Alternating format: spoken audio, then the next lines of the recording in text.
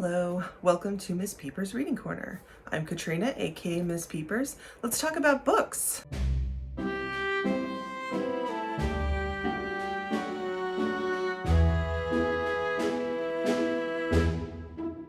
Y'all, it's been a hard week, a long week, and so I've poured myself a glass of wine. It is Saturday evening, and we're going to talk about books. Specifically, I want to talk about the books that I read in April. So grab yourself a beverage, get cozy, and let's go through it. So I actually had a really good reading month in April. I finished 9 books, and that puts me ahead of schedule for my goal for the year, which is a great place to be. So in this video, I'll go through the books that I read this month, including one book that I finished at the end of March, before the end of March, but after I filmed my end of March wrap up.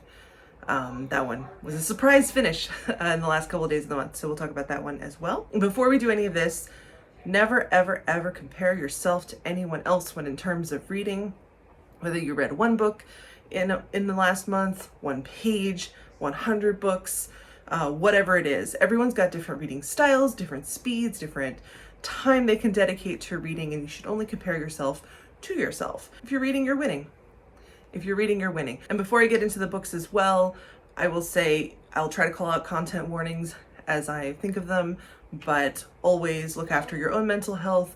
So if there are topics that you prefer to avoid or to know about in advance going in, do your own research. If I don't mention that topic, that doesn't mean it's not in there. The book that I finished at the very end of March was The Housemaid's Secret by Frieda McFadden. This is actually the second book in a series. The first book is...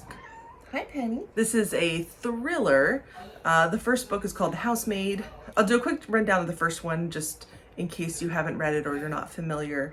So Frieda McFadden is in real life, I think she's like a neuropsychologist or something along those lines. So something in that general area. But anyway, she has a background in psychology and a background in neuroscience. So she brings that information forward when she writes her thrillers, which is pretty interesting. So her characters definitely feel very psychologically real. And she also has a tendency to go into the darker aspects of psychology, or the darker directions that the human brain can take. So that's something to bear in mind. These are definitely dark thrillers. The Housemaid follows a woman named Millie, who is recently out of prison. She did some time for assault, and she is on parole. She has to keep a job. She's having trouble keeping a job. She does have a bit of a temper, and her trigger tends to be sexist male bullshit, which, you know, relatable, but it gets her into trouble, and she ends up in these sort of he said, she said situations. So she's between jobs, and she sees an ad for a wealthy family that wants someone to be a live-in maid in their house. And so she does get the job, and is actually kind of surprised that they aren't worried about background checks or worried about her history, but she's like, let's do it. We'll go for it. And so she starts working for this family, and then very quickly starts to realize that something's not right within this household between the couple. This is a sort of book that tends to be kind of polarizing. Some people really enjoy books like this, some people don't. Totally get that. But I happen to enjoy it a lot. So when McFadden wrote the sequel, The Housemaid's Secret, and I found it on my e-reader, I jumped at the opportunity to read it. So I read it at the very end of March. We're still following Millie. So after the events of The Housemaid, the first book, Millie has decided to go back to school. She wants to get into social work. She's putting herself through school, and she ends up getting this job with another couple. Again, something not quite right between this couple, and she very quickly comes to the conclusion that the husband is abusive towards the wife. So she steps in to help this wife get out of this bad situation. And I'm going to stop there because, again, it takes some twists and turns. It goes in a direction I did not expect. Lots of fun. But I will say, in terms of content warnings for both of these novels, there is domestic abuse, obviously. There's domestic abuse. There is sexual violence in some cases. There's substance abuse in some of the books, and mental health concerns as well. So just be aware of those things. It is a dark thriller. There are some bad people in these stories, but it's, I thought, really well done. And since I read Frieda McFadden, my e-reader said, well, she's written lots of other books, which she has. And I ended up right after that, or at the beginning of April, picking up a book called Ward D, which is also by that same author. Ward D follows a medical student named Amy who is doing her different rotations that you have to do before you can figure out your specialty to become a doctor. And so she has to do a shift, a night shift in the psych ward of the hospital where she's working. And she has in her past some personal experiences with mental illness. And so she's not looking forward to this. She's not happy about this situation. And then on top of that, when she gets there, she finds out that the other medical student who is on this shift with her happens to be her ex-boyfriend.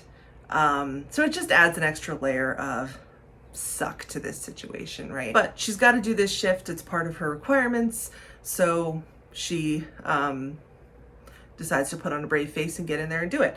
So the this particular ward is a locked ward where there are some particularly dangerous mental health patients, and you have a code to get out if you need to for emergencies, but in general they keep the door locked overnight. And so once she gets in there, she's trying to avoid her ex as best she can, keep herself occupied throughout the night shift, rest if she can, but of course, because it's a thriller, weird stuff starts to happen. Things seem not quite right, and the patients, some of the patients start to say things that are just unsettling, which you would expect anyway, but that added layer of this is the night shift, she's already on edge going in, doesn't feel like she doesn't know the doctor she's going to be working for. She's never met him before. And the nurse who's on duty, she's never met her before either. So it's all, she's there with her ex-boyfriend and a bunch of strangers, and just the whole situation is uncomfortable. One thing that McFadden does that I like is that she does a countdown of the number of hours left till morning. Every few chapters, it's 10 hours till morning, 8 hours till morning, and so forth, which just adds to the tension. But this is another story that is quite interesting, has twists and turns throughout it, and I had a lot of fun reading it. This basically similar content warnings to the beginning. There is violence, there is abuse, there are mental health discussions. Very, very good book. If you enjoy thrillers, Frieda McFadden is definitely an author that I recommend. In April, I participated in the Tomes Treasures Readathon, round 1, which was hosted by The Creepy Geek and Ashley's Bookish Life. If you watched my April TBR video, you will see I signed myself up for 11 books. I actually did read 9 books, but they weren't all part of the 11 that I planned to read. Go figure. It's all good. That's just how reading goes sometimes. All right, Vellum Bochord is an elf, and the prompt for elf was a book with a beautiful cover. Beauty is, of course, quite subjective in all things, including book covers, but I really enjoyed the book cover for The Watchers by A.M. Shine. This book is creepy AF. Let me grab my wine here. I picked this up because there's a movie adaptation that is coming. You may have seen the trailers for it. It looks really good, and when I saw the book option, the book pop up on the e-reader, I jumped on it. Really enjoyed this book, so let me tell you what it's about. A.M. Shine is an Irish author, and he draws on Irish folklore in this story. The book follows Mina, an artist who is trying to establish herself but hasn't quite yet. So to supplement her income, she tends to do odd random jobs as they become available. And there is a man who frequently comes to the pub where she likes to go sit and draw, and he asks her to take a parrot and deliver it to someone who is purchasing this parrot from him. There's good money in it, so she's all for what is going to be a day trip, so she's all about it. She gets in her car, she follows these directions, his handwritten instructions, into the country, ends up on a lonely road, and her car stops. Which, you know, that's inconvenient. So she reaches for her cell phone to call for, you know, roadside assistance. Her phone is dead. Everything has stopped, including her watch. Like, everything has stopped, which is weird, right? She's on this road. There's a wooded area, woods all around her. She does what they always tell you not to do. She gets out of her car. She takes the bird, grabs, you know, a couple of items and sticks them in her bag, and then walks off in search of civilization. So she goes into the woods and she finds this little building, and as the sun is going down, there's a woman at the door who's like calling to her to hurry, to run, to come in, which kind of freaks her out a little bit. She runs up to the door. The woman pulls her in, slams the door, puts in a bunch of locks. There are all these different bolts and things on the door, ushers her down a hallway and into this brightly lit room where one of the walls is glass, is a mirror, and the light is super bright, and there are these two other people, so there are 4 people in total, including Mina. Then she gets stuck there. What Mina learns over the course of the next several days is that these 4 people are stuck in this room because at night, because there are creatures of some kind that they call the Watchers that are outside. And if you're outside at night, the Watchers will kill you. But if you're inside this room with the light, the light is on, the mirrored wall is actually glass, but when the light comes down it turns into a mirror on their side. The Watchers can see in. And it's all just very creepy. So over time, Mina does eventually find out why this building is there and something about what the Watchers are. And it is incredibly creepy. It is well done. I'm certainly an animal lover, as you will know if you've seen my videos with my cats here. The parrot does make it alive to the end. I'll just say that. But that's all I'm going to tell you. Don't get attached to anyone else. But the parrot does make it, and that's, you know, that's a smart move on the part of the author. But this book is so creepy and really well done. A.M. Shine is now like a new favorite author. He's only written 2 books. I did read the other one as well last month, so I'll tell you about that one too while we're here. The second book is called The Creeper, and I used it for the environment prompt. I chose village as the environment, and it's a book that is set primarily in a village. The Creeper follows Ben and Chloe, who are 2 20-something recent graduates. Ben is a historian and Chloe is an archaeologist. They're both researchers. They don't know each other until they are both hired by a man called Dr. Sparling, who wants them to go to this tiny village that has been cut off from civilization for 200 years, or so he says, and he wants them to go and learn about this area. It's a really great opportunity, he says, and he is independently wealthy, so he offers them a whole bunch of money to do this. They are both in need of money, and for various reasons, one being that being a researcher as a young person, before you're really established, doesn't pay a whole lot. Both of them sign NDAs. It's all very, very hush-hush. And Dr. Sparling just tells them, when you go there, one thing I'm really interested in, ask them about the Creeper.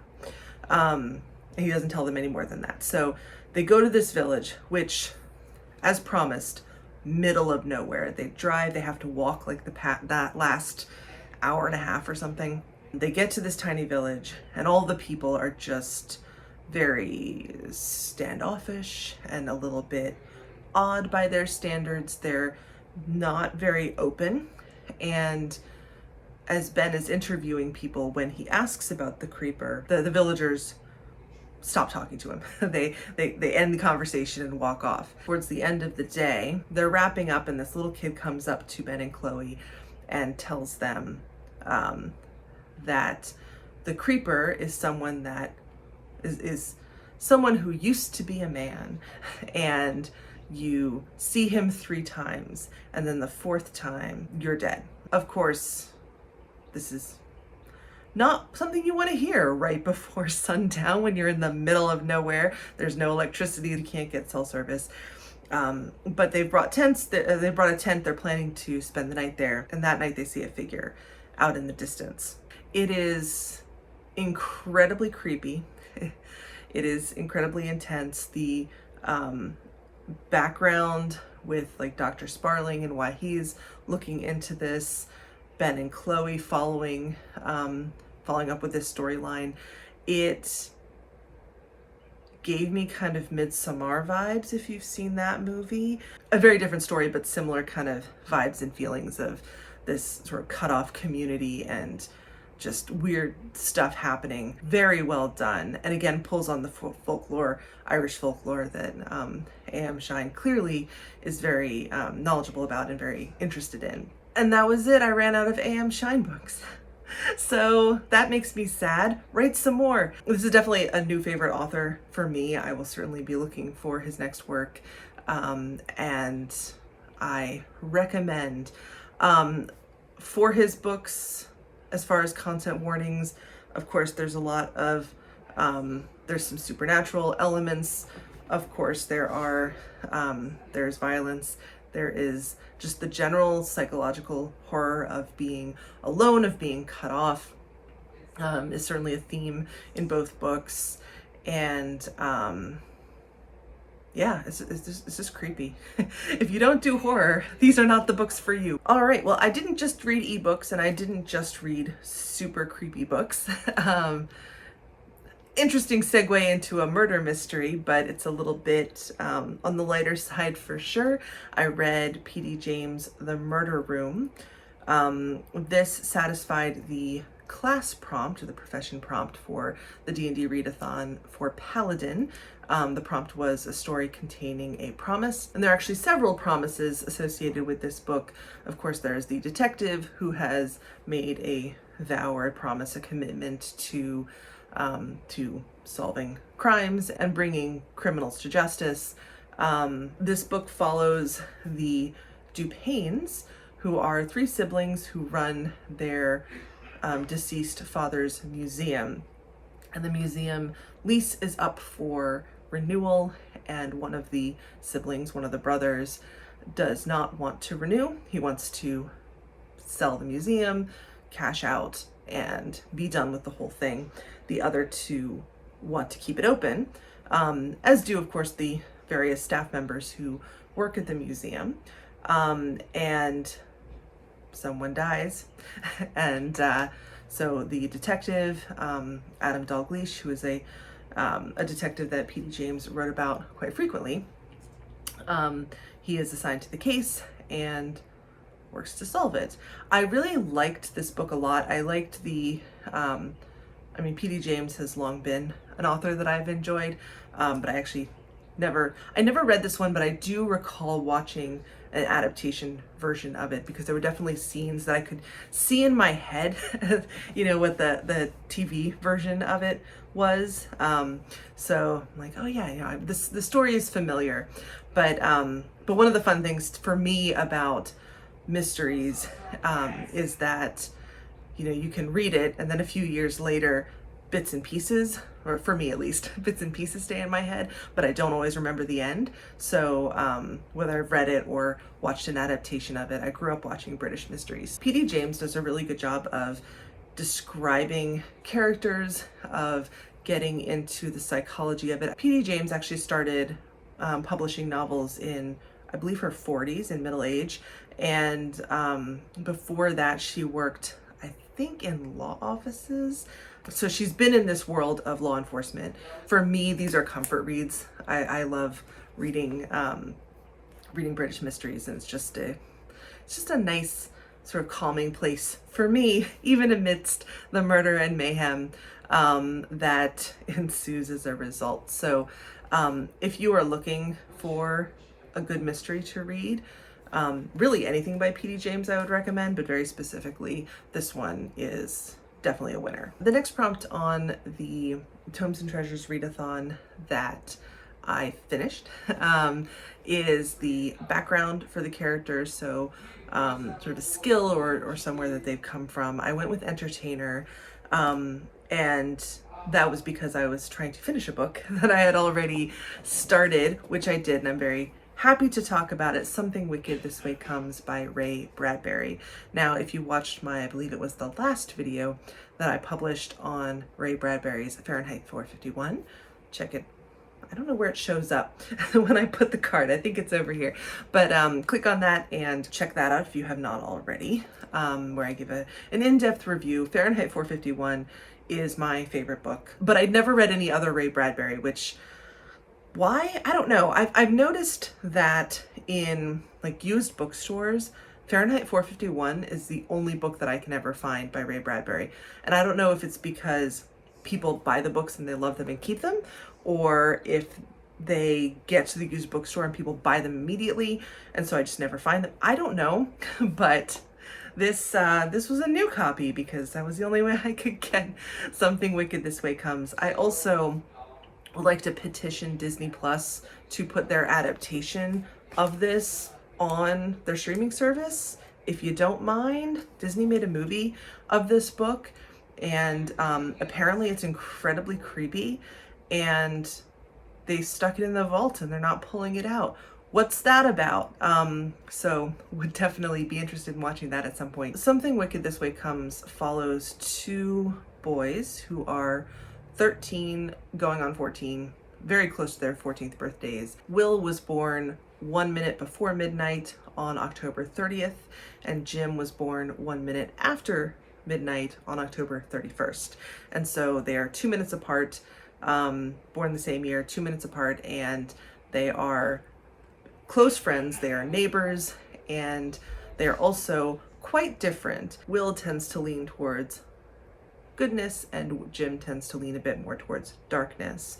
But they're both ultimately good kids. They live in this tiny town, and one day the carnival shows up and sets up outside of town. The carnival is run by two men named Cougar and Dark. Strange things happen at the carnival. So carnivals, of course, in general in literature are very creepy places. They're kind of other sorts of places. Bradbury really draws on the separation that a carnival has from sort of day-to-day society, in that carnivals travel. This book was published in the early 60s, and it's set around that time, early 60s, late 50s, somewhere in there. Particularly at that time, the people who would join the carnival were people who did not fit in wherever they came from.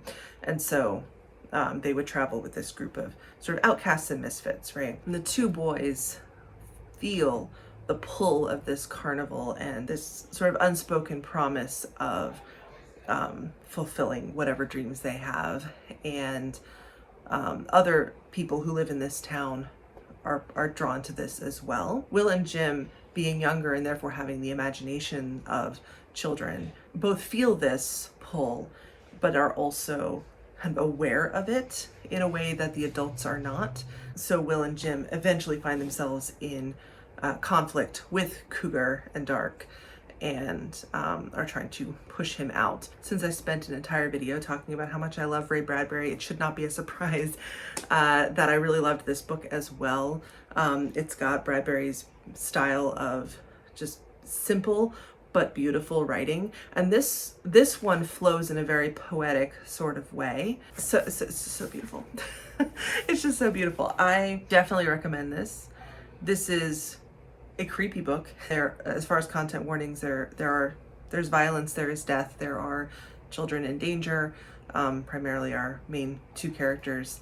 And but one thing that I really like about it, and I'll try to say this in a way that it's not a spoiler, in a lot of horror stories or sci-fi fantasy type stories that have children as the main character or teenagers as the main characters, a lot of times those children never confide anything in adults. And adults, their parents are very much separate, very disconnected from what is going on in the lives of the children. And I think so with this book, a lot of the adults are like that. Will and Jim do try a few times to get adults to help them. And they ultimately land with Will's father, who remembers being that age and has that level of like trust in his son that a lot of the other adults don't have. And he is ultimately there to help them. And it's really, I really liked that aspect of it. So the boys were not fully alone.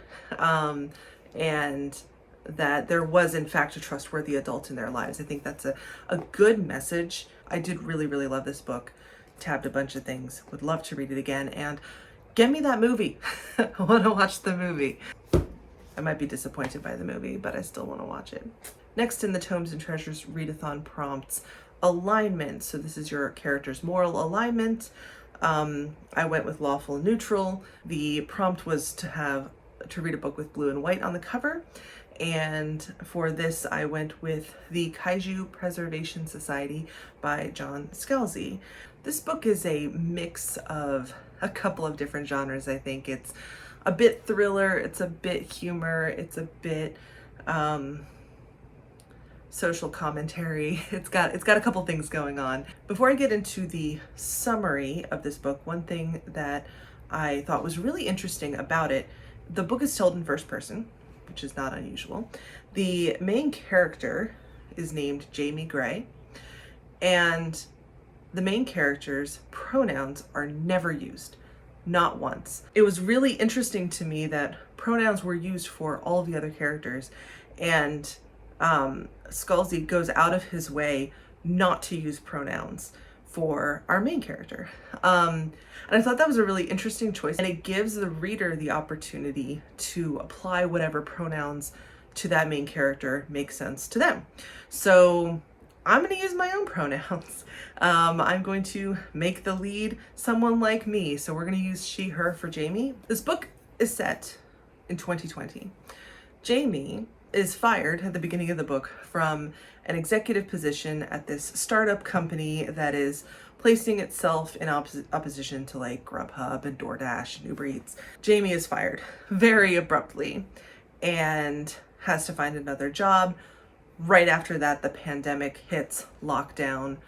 Jamie lives in New York City, and so she does the only thing she can think of to do. She starts delivering food for her previous employer. Jamie ends up delivering a number of times to the home of someone that she knew in college. His name is Tom, and he ultimately tells Jamie that he has an opening at this organization called KPS, and he's very hush-hush about it.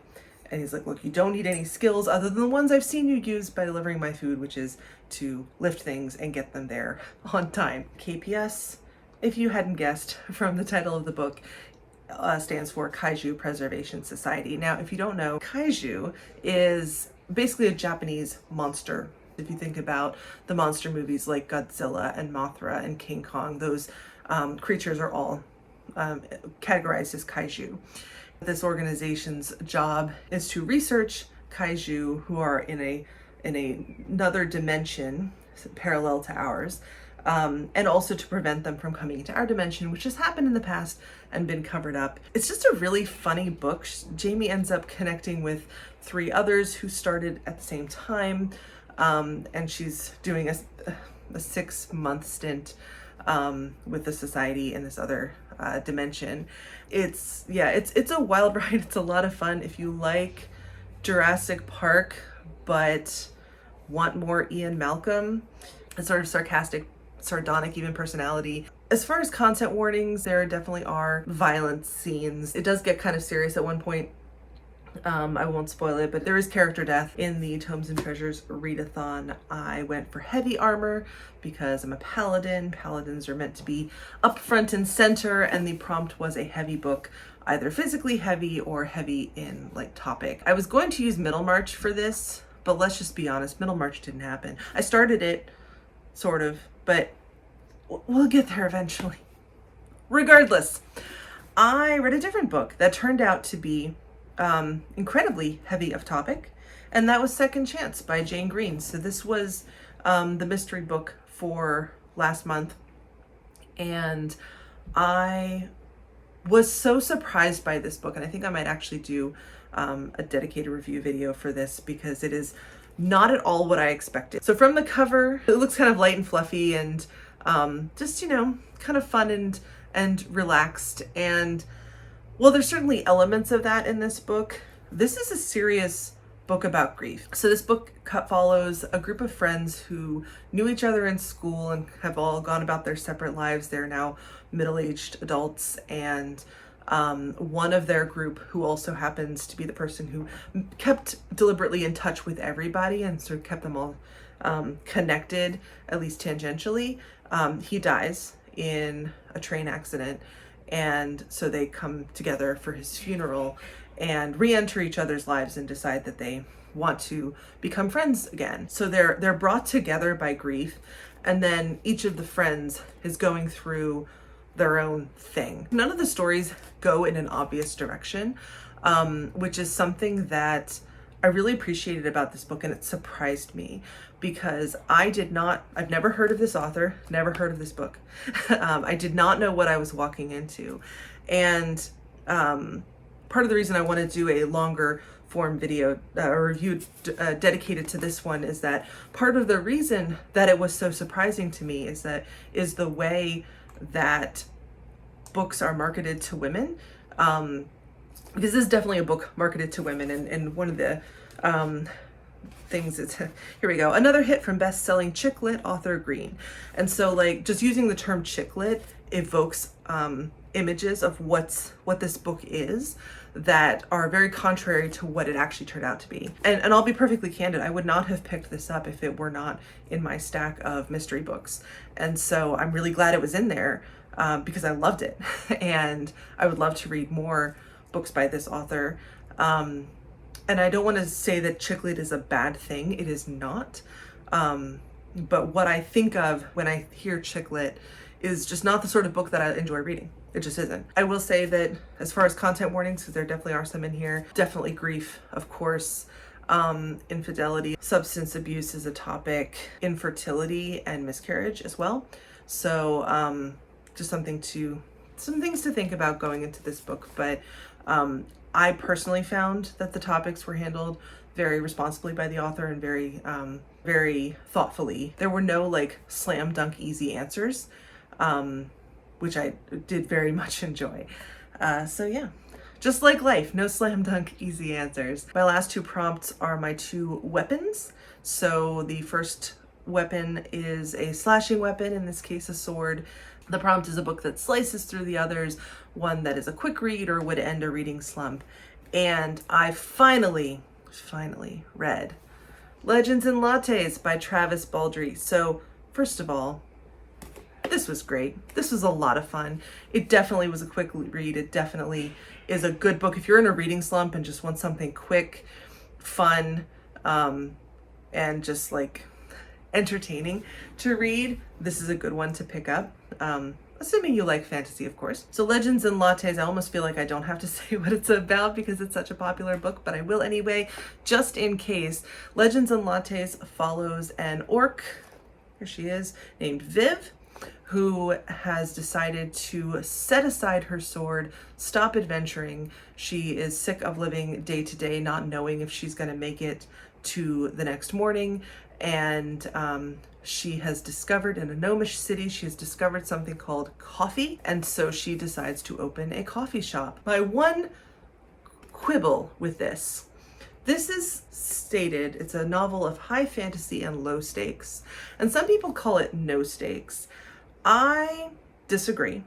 I do think that there are stakes. They are not save the world stakes. They are not our planet is going to be obliterated or the universe is going to implode sorts of things. This is Viv restarting.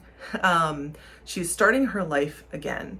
And I think in this book she's meant to be in her 30s maybe, but so not quite middle-aged, but coming up on it. We've got a theme going. But Viv wants something different from her life. She's re-examining what she wants her life to be. She finds a space to start her coffee shop. She's refurbishing this building, putting all of her money into it, and she finds herself making connections and setting down roots in a place, which is something she's never done before.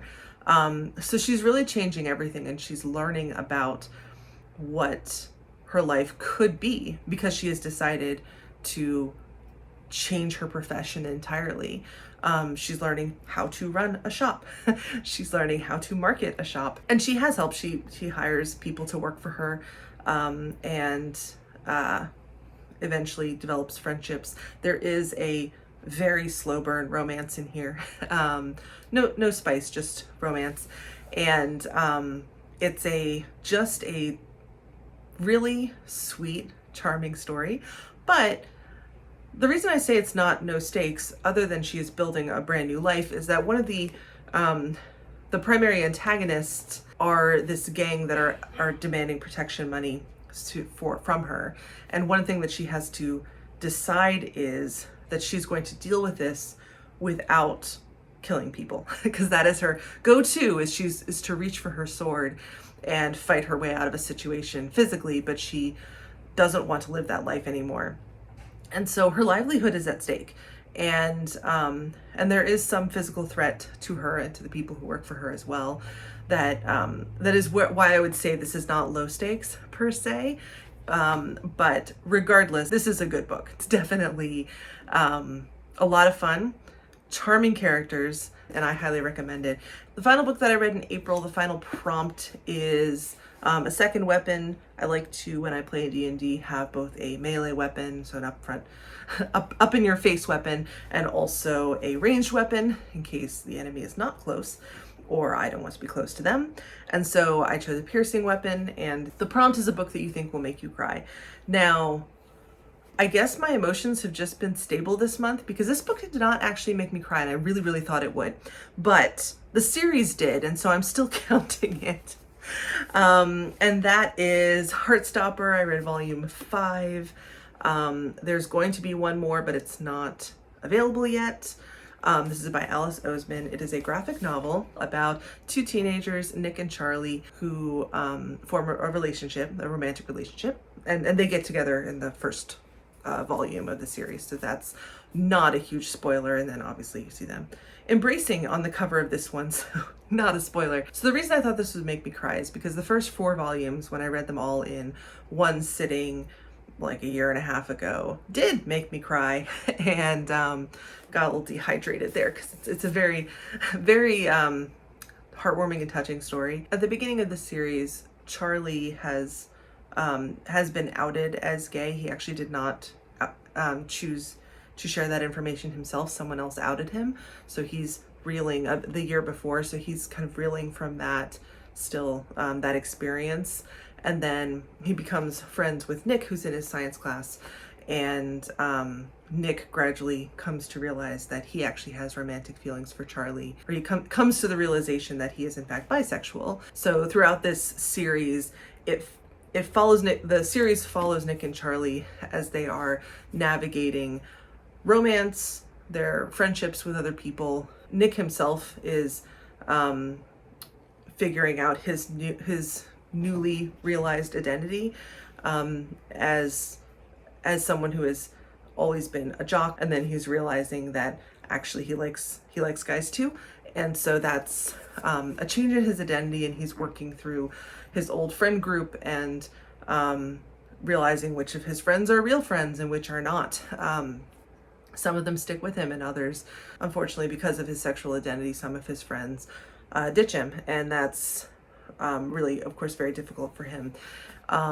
Charlie is dealing with depression and disordered eating, and so there's a lot going on in here.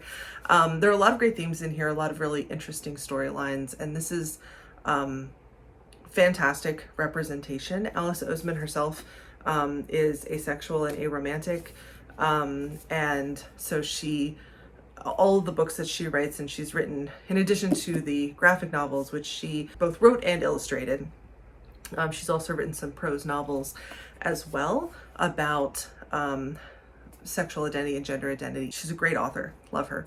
I do recommend this series. It is not always easy to read because people suck sometimes, unfortunately, but then there are a lot of really beautiful moments, not only between Nick and Charlie, but as they are with their true friends, their actual friends.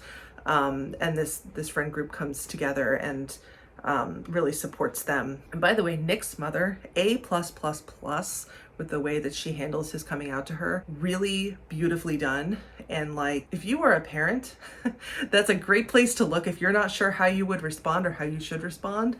That was beautifully done. Highly, highly recommend. And those are the 9 books I read. The last thing we have to do is open our May mystery book. As a reminder, I got a series of mystery books, 12 of them. Maybe I should call them mysterious books. I don't know if this is the mystery genre. It could be.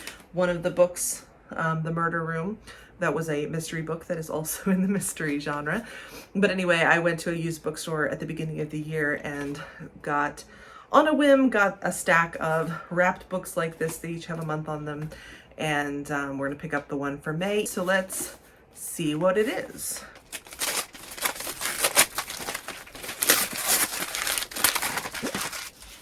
Okay, this is A Map of the World by Jane Hamilton.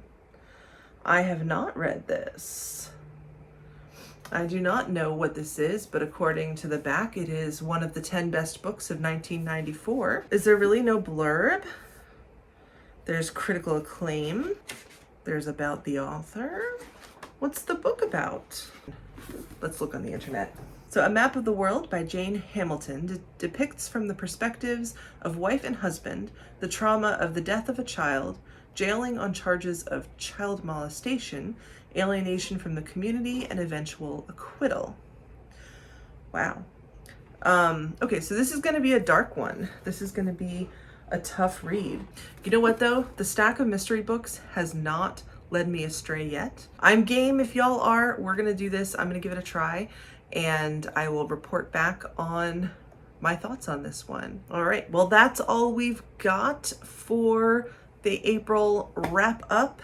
Let me know if you've read any of these books, what you thought of them, or what your favorite book is that you read in April. I've got to add to my TBR, I can't help it. I hope you have a great reading month in May, and I will see you in the next one.